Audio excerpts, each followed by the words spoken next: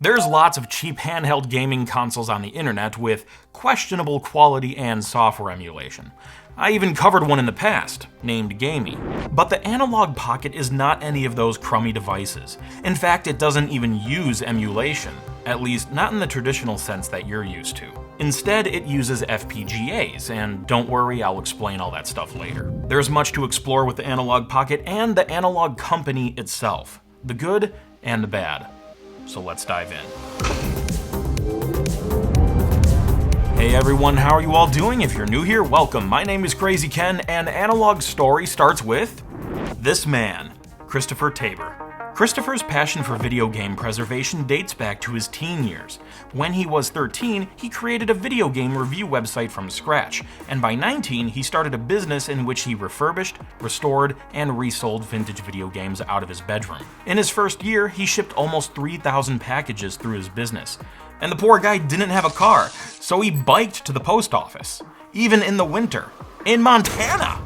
Like many entrepreneurs, Christopher had no formal education in the industry he was trying to pursue, so he had to teach himself. As he continued learning, he took all the savings from his first business and started his new company in 2011, Analogue Interactive.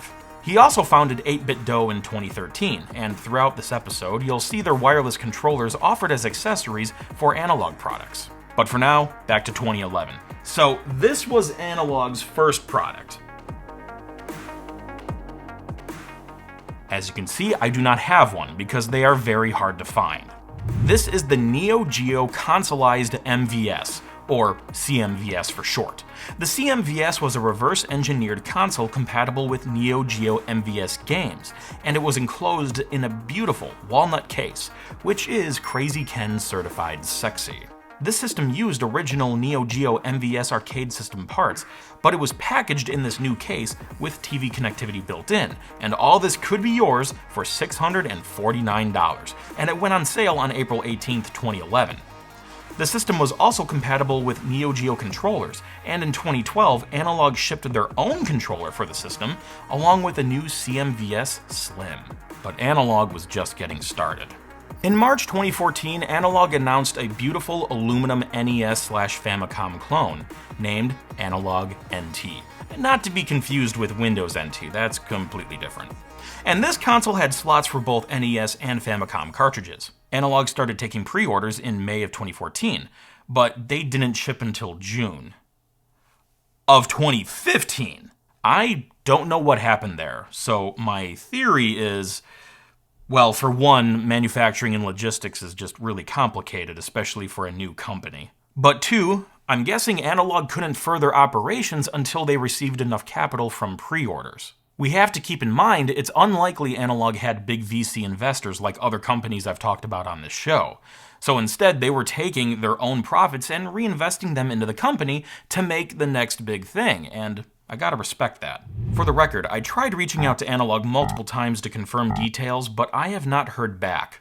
I don't know why they're not replying, maybe they're just really busy with the next console they're getting ready to release, but oops, hang on, I don't want to spoil that just yet. In 2016, Analogue Interactive changed their name, and now they were officially incorporated by the name we know them as today, Analogue Incorporated. That same year, Analogue introduced the NT Mini, a 20% smaller version of the original Analogue NT, and it shipped in January 2017, much quicker than its predecessor. This is technically the NT Mini Noir, which was the revised version that came out a little bit later, but you get the idea. The NT Mini was a crucial release for Analogue because it was their first product to use an FPGA, which is a type of hardware that will be in all future Analogue consoles. Okay, so what does FPGA stand for? Is that some sort of golf thing? No. FPGA stands for Field Programmable Gate Arrays. The NT Mini and most Analogue products, like the Pocket, use FPGAs to run games. This enables the player to play retro games without needing a physical game system from that time period. Typically, this is done with software emulation on a PC, like with MAME, for example, or the various emulators on the Gamey. But FPGAs enable hardware emulation. So let's look at what exactly FPGAs are and what benefits they offer compared to typical software emulation. An FPGA is a versatile integrated circuit, or chip, which can be reprogrammed and reconfigured to carry out specific operations. FPGAs have many use cases, such as prototyping new hardware, but in the context of analog, an FPGA is used to emulate or synthesize retro game systems. The magic of an FPGA is its reconfigurability. FPGAs contain thousands of CLBs, configurable logic blocks. These CLBs are surrounded by a fabric of interconnects which can be reprogrammed. These blocks and fabric enable the FPGA to be reprogrammed and reconfigured at will. This is beneficial to Analogue and their users because if Analogue needs to tweak the architecture to fix a bug or add features, in many cases, they can merely offer a firmware update to reconfigure the FPGA instead of having to manufacture and ship new hardware. This is where the field programmable part of the FPGA name comes into play, because the chips are literally getting reprogrammed in the field. But that's just the beginning. This reprogrammable aspect of FPGAs will be greatly beneficial to Analogue with their Pocket hardware and openFPGA initiative. We're not quite there yet in the story, but we'll be there soon. In short, developers can write a core, and when a user loads that core, the FPGA will reconfigure itself to fit the user's needs. For example, a user can load an NES core, and the FPGA will configure itself to act nearly identical to a real NES console, or a Game Boy, or a Genesis. Hold on, Ken, this just sounds like software emulation. What's the difference? You're right. There's many similarities, and software emulation can be great for many things, no doubt. But the benefit with FPGA hardware emulation is the potential for higher accuracy and efficiency. With original hardware, independent components carry out tasks to run the game. FPGAs achieve this in a similar way, but within a single chip. When the game runs on dedicated hardware, instructions can be fetched and executed efficiently, and the game runs smoothly. However, with software emulation, all of these tasks fall onto the CPU, and despite modern hardware being much faster than retro hardware, executing these instructions with perfect timing is actually more demanding than you may think. To try and maintain performance, most software emulators will use some tricks to sacrifice some accuracy for performance. Some graphical elements may be missing, and on a more serious note, some portions of games may freeze or not respond correctly. I certainly experienced similar problems with the Gamey, which is a software emulator handheld. With FPGA hardware emulation, games can theoretically run much more accurately, and in my personal experience, I have yet to encounter missing graphics, slow sound, freezes, or crashes on an Analogue Pocket. Now I need to address the elephant in the room. I know some folks have a problem with Analogue claiming their products do not use emulation. And that's a valid concern, because to many people, the use of FPGAs is viewed as a type of emulation. Whether you believe FPGAs count as emulation or not, I think Analogue's wording is fine. I believe Analogue says no emulation to help their product stand out from a marketing perspective. It would be more accurate to say no software emulation on their website, but in my opinion, no emulation is cleaner for marketing. I do not believe this is deceptive because Analogue discloses their use of FPGAs on their website, and they publish tons of documentation on how FPGAs work within the Pocket and openFPGA, so they're not hiding anything. At the end of the day, there's people who prefer software emulation, people who prefer FPGAs, or both. There's advantages to both, especially when you factor in cost and accessibility.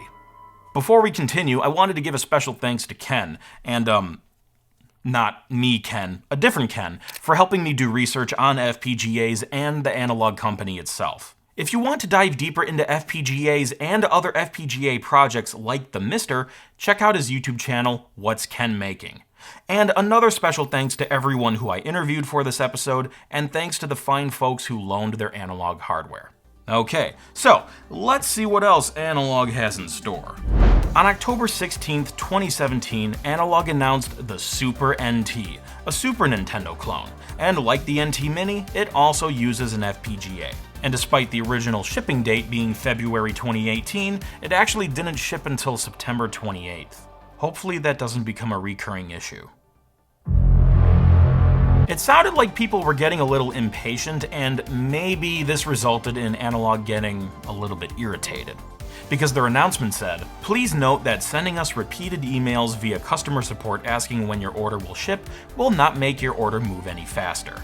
Thankfully, Analogue's next product released way quicker after the public announcements. Introducing the Mega SG. This was another FPGA console which played Sega Genesis/Mega Drive games. It was announced on October 16th, 2018, with pre-orders available immediately, and they shipped in March 2019. Analogue released lots of products which covered many different game consoles, but each console was only compatible with a certain type of game. Which isn't necessarily a bad thing, but if you wanted to play a bunch of different games, you would need to collect a bunch of different consoles, which was kind of impractical. And none of them were portable, so if you wanted to play them on the go, that was out of the question. Well, that's where the Analogue Pocket comes into play. But first, I'd like to talk about a different product that was designed by someone who used to work with Steve Jobs and Apple, and I thought it was pretty fascinating. Did you know that the original lock and key invention dates back to about 4000 BC? Yeah, ancient Egypt was pretty sweet. Of course, this design evolved over time, but here you are today still using some sort of mechanical lock and key. But if you want to bring your lock and key into the 21st century with built-in vein recognition technology, say hello to the Lockin Vino Pro. The Vino Pro was designed by Hartmut Esslinger, who worked with Steve Jobs and Apple, and he founded Frog Design. And his design work shines through with the Lockin Vino Pro. It looks sleek, it feels very nice, and this doorbell button is the most satisfying button click I have ever felt. Vino Pro is an all-in-one smart lock and video doorbell solution with local storage, so you don't need a hub and you don't need a subscription, which means it's about $180 cheaper than other solutions. The main feature of Vino Pro is the ability to unlock the door simply by scanning your hand. It's fast and accurate, and it works if your hand is wet or dirty. There's also a fingerprint scanner and keypad. The Vino Pro camera is a triaxial 180-degree camera with no blind spots, so you can see who's at your door, and you can even identify packages when they're delivered. The battery lasts for 3 months and is rechargeable, or you can use Lockin solar panel for continuous power. And Vino Pro can integrate with your smart home with a wide range of compatibility. And if you need a manual override, if you're just having one of those kind of days, the mechanical lock is accessible behind the doorbell button. And right now, you can get your own Vino Pro for 15% off. So click the link in the description to get your own Lockin Vino Pro and enjoy an all-in-one smart lock solution without a subscription. Alright, now let's take a look at today's pièce de résistance. I'm not French, I'm sorry. The Analogue Pocket. The Analogue Pocket is a multi-video game handheld console with a built-in cartridge slot for Game Boy games. However, the Pocket can also play games from other game systems, with the cartridge slot and the micro SD slot. We'll talk about these more in a moment. The Pocket is available in black and white, and it's about the size of an original Game Boy except about a third thinner. It was also available in other limited edition colors. And the display is flippin' gorgeous. Don't get me wrong, as a kid I was very grateful for the Game Boy Color's 160 by 144 display. That was all great, but this is just stunning. The Pocket features a 3.5-inch backlit display at 1600 by 1440 resolution. Mathematically, that means each Game Boy pixel is scaled by 10x. That's a lot of freaking pixels. The display also supports variable refresh rates, and it's hard to quantify this, but it just looks super gorgeous and bright. And I think it's a custom display too. I can't find any off-the-shelf components that match these specs. And if that's truly the case, it just shows that Analogue put a lot of time and care into crafting this custom component. And it's made with Gorilla Glass, so it's extra strong. How strong, you ask? Allow me to demonstrate. I'm borrowing this thing, so there's no way I'm gonna do that. That would just be a really dumb idea.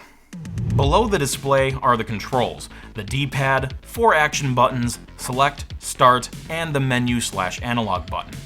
On the back are the L and R buttons, and the cartridge slot. Out of box, Pocket has multiple built-in cores which work with Game Boy, Game Boy Color, and Game Boy Advance cartridges. But Pocket is also compatible with cartridge adapters, which are available on Analogue's website. And yes, the cartridge slot works with the Rumble Pack, so now you can get that true haptic feedback. On the left are the volume controls and the power button for sleep and wake. and on the right is the micro SD card slot. There's also built-in stereo speakers. On the bottom is the USB-C port for charging, the power LED, infrared transceiver, headphone jack, and a link port for connecting two Pockets together for multiplayer. It even works with the Game Boy printer. I think the Pocket's design is really nice looking. It feels and looks modern and retro at the same time, so kudos to Analogue for figuring that one out. You nailed it. And the funny thing is, I only have one cartridge that I kept from my childhood, R-Type DX, and it just so happens that this is the game cartridge Analogue shows in the press release for the Pocket. What are the odds of that? Approximately 2,780 to 1. Thanks, Pixel Peeper 3000, but I wasn't asking you. Now let's look at the specs. Pocket is powered by not one, not three, but two Altera processors, a Cyclone 5 and a Cyclone 10, with 49,000 and 15,000 logic elements respectively. To power everything, Pocket uses a 4300 mAh rechargeable lithium-ion battery, which provides 6 to 10 hours of gameplay and about 10 plus hours of sleep time. There's also optional accessories like a fast-charging power supply and a clear case, but the most exciting accessory is the dock.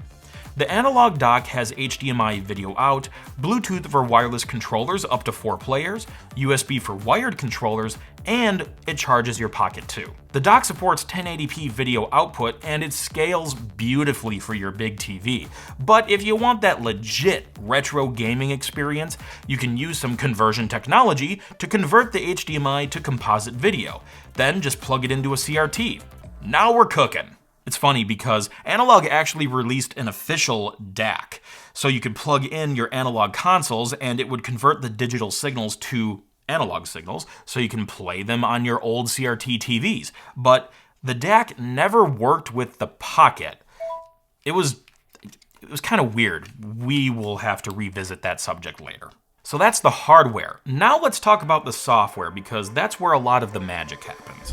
There's two pieces to the Pocket software story. Pocket OS and openFPGA. Let's cover Pocket OS first. Pocket OS, formerly known as Analogue OS, is the device-specific operating system that runs on Pocket. The Pocket boots up insanely fast, and the UI is minimalistic with a touch of that retro pixelation. To play a cartridge game, simply insert the cartridge, click Play Cartridge, and click Play. That's all there is to it. While inside a game, you can press the menu button to get an in-game menu. This menu shows your Pocket's battery life, lets you quit the cartridge game, and access settings. A setting I love to play with is display modes. You can apply different effects to the display by selecting them in the menu, or you can hold down the menu button and move left and right on the D-pad.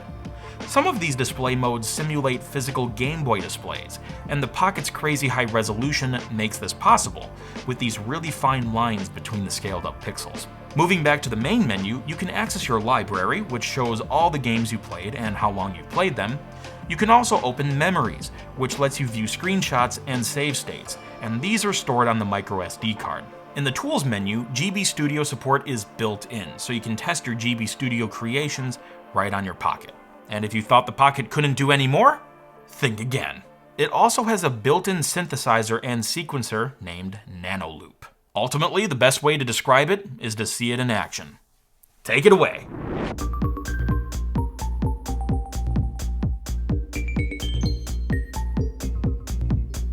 Groovy. So, the Analogue Pocket is packed with features, but we're just scratching the surface. When it originally shipped, it was only compatible with cartridge games.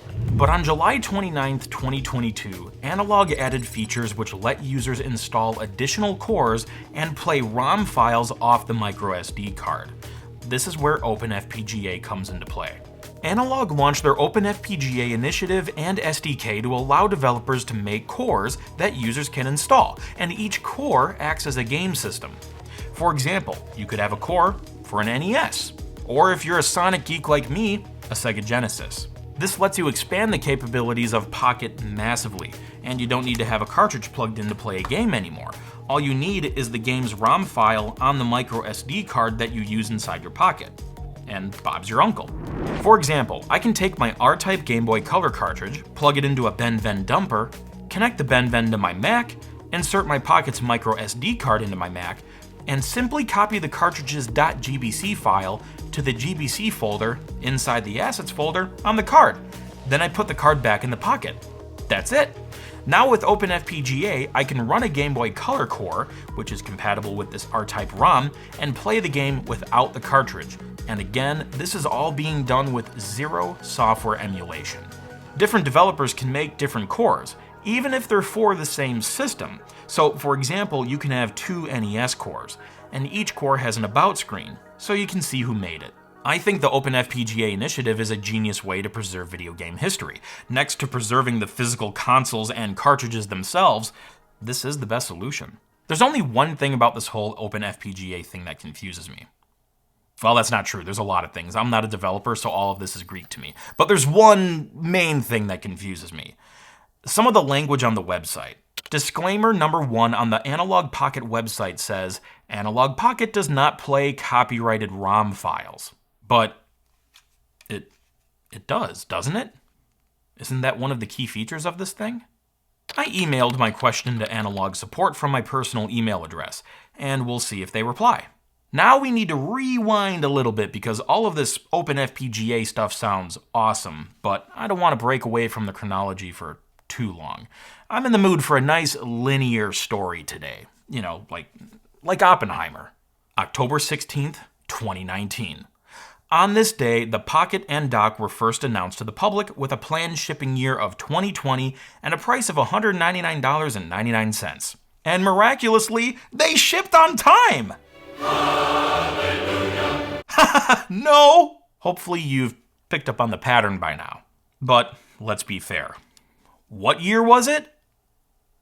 2020. It was kind of a year for the whole planet. It's no secret the COVID pandemic caused widespread supply shortages and logistics issues, and unfortunately, Analogue was caught in the middle. To keep people informed, in July 2020, Analogue sent out a press kit showing off more Pocket details, including the new centered position for the lower buttons. They also announced pre-orders would begin officially on August 3rd, 2020, but the shipping date slipped to May 2021. On the bright side, Pocket is not a limited edition system like Analogue's other products, so the supply should still be big enough for everyone to get a chance to buy one. But fate wasn't being so kind. During the pandemic, there were a lot of chip shortages, and the delays continued. In March, the May 2021 shipping date was pushed to October, and the press release said the current global state of affairs continues to create supply chain challenges outside of our control. I think during this whole kerfuffle, Analogue did a good job at keeping people informed, and they also offered full cancellations and refunds should someone change their mind. Unfortunately, in October, the Pocket was delayed again. This time, they cited COVID restrictions with their assembly partners. Then they went on to say, "We understand how frustrating this is. It's very frustrating for us too." The new release month was now December. In November, finally, we got some solid dates.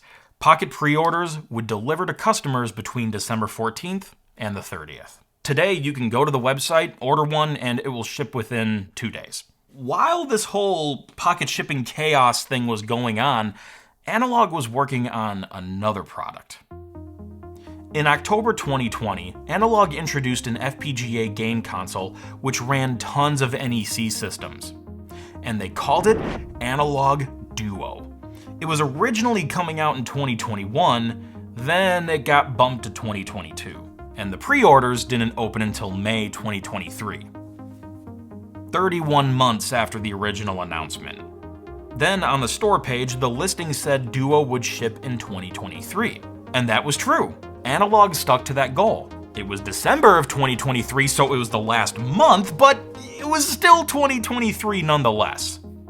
I consider myself a pretty patient person, but even I think that's kind of crazy. In fact, if you take a look at this graph, you'll see the CMVS is the only major product that actually shipped shortly after orders opened. Other products took 5 to 16 months. And look, I'm not going to say I have a magical fix to this issue, because I don't. And I don't know what was happening internally at the company. But I think Analogue needs to find a way to stop promising stuff so early if they're not able to deliver in a timely fashion, because this is a recurring issue. It's all about managing expectations. Also, it appears Analogue isn't always the greatest at communicating updates, but I think more often than not, they do a good job, despite some people on the internet posting about their frustrations. However, a common complaint I've seen, and I can kind of understand, is about the DAC we talked about earlier, and upon release, it was only compatible with the Mega SG and Super NT. More analog products, like the Pocket, were going to gain support for the DAC initially, but this has yet to happen, despite customers already purchasing a DAC and waiting for updates. Analogue's Twitter said support was coming in early 2024, but we're more than a year past that deadline, and we still have received no updates from their Twitter or announcements page. To an extent, I get it. Analogue probably has a lot to deal with, and we have to keep in mind they're not some massive company, so they probably don't have a super big customer support department. But you would hope by now they'd be able to do something to, again, help better manage those expectations. To give Analogue credit, during the product delays and lack of updates, they offered full refunds and cancellations for pre-orders, so they're not holding anybody's money hostage. And they have taken steps to thwart ordering bots, combat scalpers, and based on my own experiences and the experiences of other people I talk to, when the product finally arrives, it is a solid quality product. So now, we have one more Analogue product to talk about, but first let me see if they replied to me. Yeah, it's been a couple days, so hopefully... And no. Okay, well, patience is a virtue, so I will give them some more time, and we will check back in later. So, today, Analogue still sells the Pocket and the Duo, but there's something else that they have cooking. What's a game console we haven't covered yet? We've talked about many today, but what about the Nintendo 64? Analogue knows what we want next. Behold, the Analogue 3D. It's a new FPGA console which can play Nintendo 64 cartridges. They teased it on October 16th, 2023 with some mysterious imagery of the console, along with a release year of 2024. And exactly 1 year later, Analogue revealed the full design. It featured that familiar nostalgic curve of the N64, but with Analogue's special sauce drizzled on top of the design. Then they opened for pre-orders for $249 on October 21st, 2024. But you can probably guess what happened next, right? Yeah, it got delayed. Analogue, man, I love you guys, but you gotta stop promising stuff so early. The original announcement said coming 2024, and while the pre-orders did in fact open in 2024, the shipping date was now officially Q1 2025. But hopefully this is the only delay. I'm sure Analogue learned their lesson by now. Ken? If you tell me they delayed it again, so help me, I will eat my frickin' hat. They delayed it again. Okay, well, I'm a man of my word, so let's have a taste.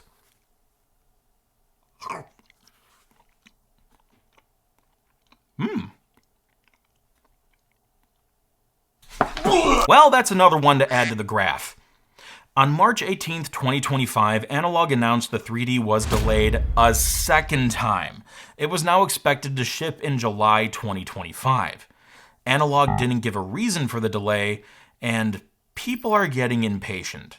I understand that late is temporary and suck is forever, but this issue has happened way too many times. Breaking news. Analogue announced the Analogue 3D will be delayed to August, citing new tariffs as the issue. However, they will not be raising prices, and they are still offering cancellations and full refunds if you choose. But I still think it will be worth the wait. I hope you enjoyed your journey through the Analogue Pocket and the rest of the company, which all started with Christopher's enthusiasm for video games with his humble business in his bedroom. And I think the Pocket is an awesome device. It certainly beats the pants off the game. So, good luck Analogue with your 3D launch. Hopefully you can meet this new deadline. In the meantime, I'll be playing on the Pocket. Thanks everyone for watching. Catch the Krazy and pass it on.